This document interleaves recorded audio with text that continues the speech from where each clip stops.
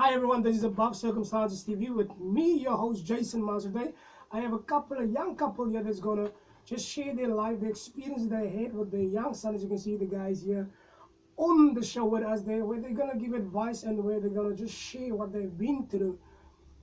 And I hope it's gonna have an impact into your life. I'm just gonna ask them just to introduce themselves. First, I'm gonna start with this young, beautiful woman that's also here. Can you just introduce yourself? Hi, my name is Ilonia Kamper. I live in Marekam, Dolphin Street. Yeah. And it's my son, Alestiano Kamper, 3 years old, and staying with me. Hi everyone, I'm Alessio Cortia. I'm from Dijsselhoek, but now I'm staying here in George. So this is also my son here, Alessio. Okay, what I'm going to ask you guys, can you just give us more into details? What is the sickness name called that your son basically have? He has COPD, which means is a chronic pulmonary obstructive disease. Okay, and when did you guys basically found out that your son has the sickness and what impact did it have on his life? First, we went to hospital on the last year, now on the 2018. Okay, Yeah, it was on the 17th of September 2018. okay, So then we went to the hospital and doctors were busy, straight to ICU. Then found out he now has to go on the 20th flying to Cape Town. That's when we really started to realize this is something else. Yeah. okay. I'm going to ask now the father of the child. Okay, what basically did go through your mind when the doctor came to you guys telling you, okay, your child is not going to have an ordinary life growing up? What did go through your mind knowing this? Nou, voor mij was het maar net aan het begin was het net like een, so die dokter voor ons zei dat mijn vrouw aan de dokter was bij het hospitaal de eerste keer, kom gaan eens aan ICU toen de dokter was precies aan mij, kon ik zeggen, wat je aangeantwoord te mij, aan wat eindelijk naar mij, kon ik zeggen, like, uiteindelijk op een professionele manier van mij dat zei dat ook die kind, dat moet je kind, dat moet je uiteindelijk meer zeggen, wat denk deze normaal voor een kind was zo asemal. Net meer zo zeggen, zo, een kind was zo asemal wordt in de ICU te mij zeggen, voor mij is het like een, het was eigenlijk voor mij iets goed, want al wat ik geweest is, like, mijn kinderen die ziekte overleefd. En ik zit niet nou, na 2 jaar, kijk, we zitten nou, zoals, ik zeg maar net zeggen, ik weet, uiteindelijk iets wat, kunnen we zeggen, ernstig die om kopen gaan, dat, ik tegen dank aan je voor dat we kunnen gaan doorgaan. Voor mij is het maar, als het lijken, deze ziekte, ons is drie met elkaar, samen om, zo ons aan elkaar bijstaan. Nice, nice. Okay, I want to ask the mother, what challenges did you guys have? Because we get to know that you have to get to Cape Town or wherever hospital that you guys had to attend to be there. How was the support structure? How did you get there, basically? What challenges did you have? First of all, when we are going to Cape Town, flying, get all our stuff together, go. When they were there in Cape Town for 2 months, after that, the doctors told me that he's going to be on an oxygen machine. Like, they didn't tell me how long. They only said he's going to be on an oxygen machine. So, okay, a lot of things went through my mind. A lot. But in the end, there was a lot of mothers. There was people who were supporting me, told me he was going to be fine and stuff. So after 2 months, we come from Cape Town, staying in George Hospital for 4 months. That means we were in hospital actually for 5 months. 4 months, 4 months, sorry. Then when they told me I'm going to come home, that's when I started to get a little, you know. And then they told me there, when I come home, every time I'm coming home, eh? And then from home, I had to come to hospital every now and then for checkups. But when they told me I'm coming to come home, like, what went through my mind was, is he also going to get sick as often as he get in hospital? Because first of all, when we came from Cape Town, he's like a child with a chronic lung problem, so he became very sick. Every week or second week, he had like a setback, Okay. every week or second week. And then I told the doctors that he is supposed to be alone. So the doctors actually told me I had now to find a private hospital for him to be alone. And okay, I just left it there, and but after I came home, he didn't become so sick. often because he was alone now, not with so many sick children. So yeah, it all became easier and easier and easier. Up until now, he's like a normal child, and he didn't become sick. Like he wasn't born sick. He became sick at 1 year and 1 year and 6 months. He became sick. So I also didn't think he would be on a machine or something like that. But yeah, you can see. Okay, what question I have for the father basically is that what changes that you had to adjust to your life basically, not knowing that there's certain things that you can't do basically. As a father, there's a lot of things that you also wanted to do with my. If there's any dad's dream, if I have a son, I want to do this with my son. I want to take him. What changes happened? Voor mij was daar nog eindelijk in een verandering in mijn leven. Ik, al wat mij net beetje zeer gemaakt is het feit dat ik is een sportmens en ik is een soccerspeler of zo. Voor mij was het met ik kan altijd naar elke wedstrijd voor het, als ik kan spelen toch dan stadium toe voor het samen met mij ogen voor het waaien gaan. Reizen voor het dan met zombies toe of zo van een familie, vooral van onze familie. Ik met mama, mijn zuster zullen zo van waaien met elkaar komen.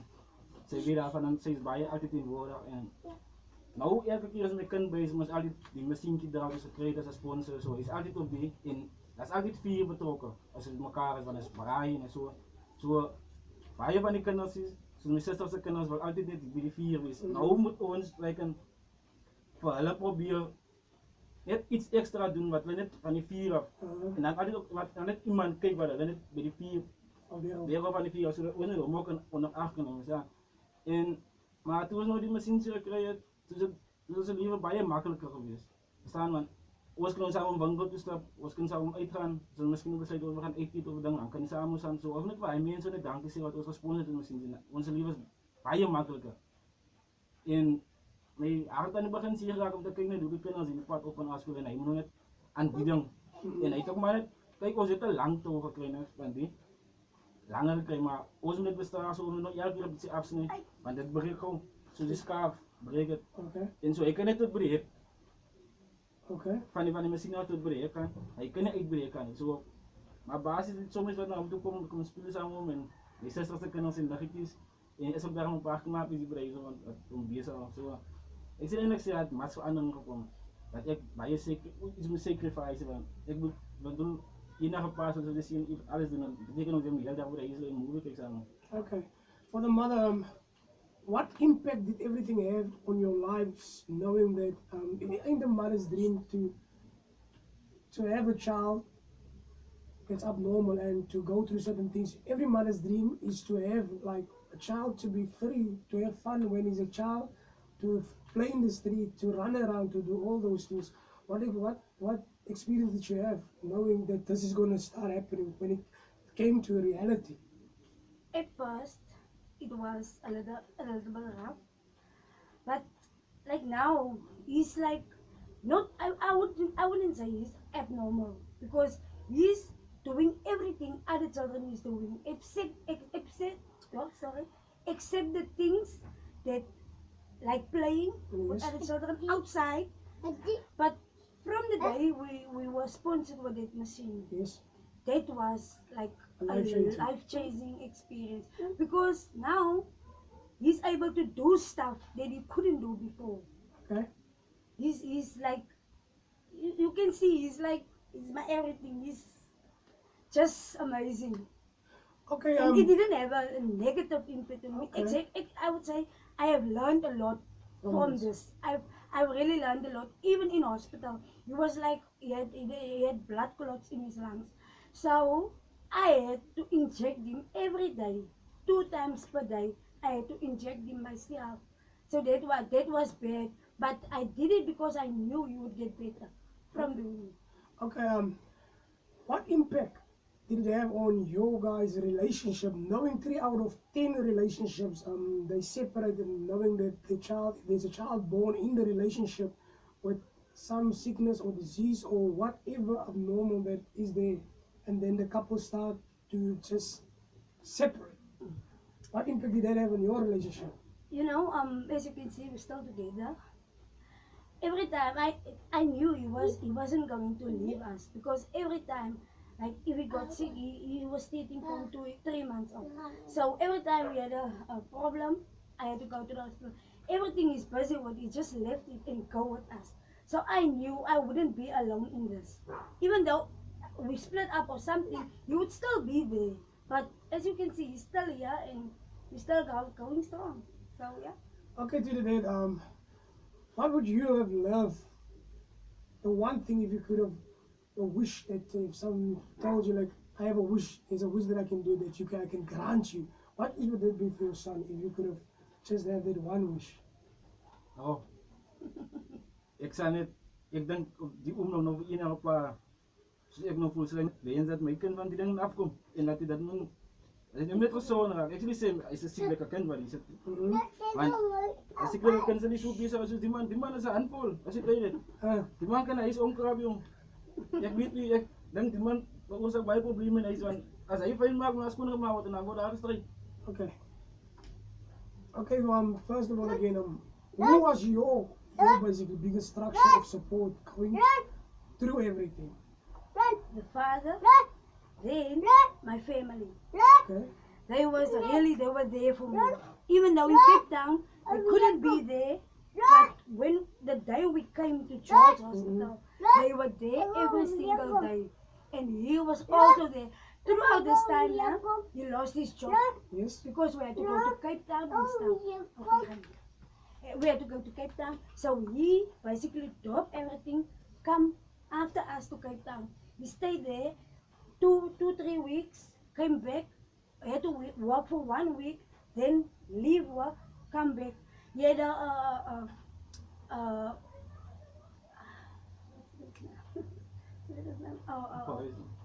I say operation, but you can say like operation. So I told him about it, and then he just left everything. I didn't even know he was coming, and then he was there. So yeah, for my is it like I was there, everything. Cap, George, oral was there, and now he's not working. I can't work, as you can see, Yes. but we're coming through. We're there. Alles gaan goed.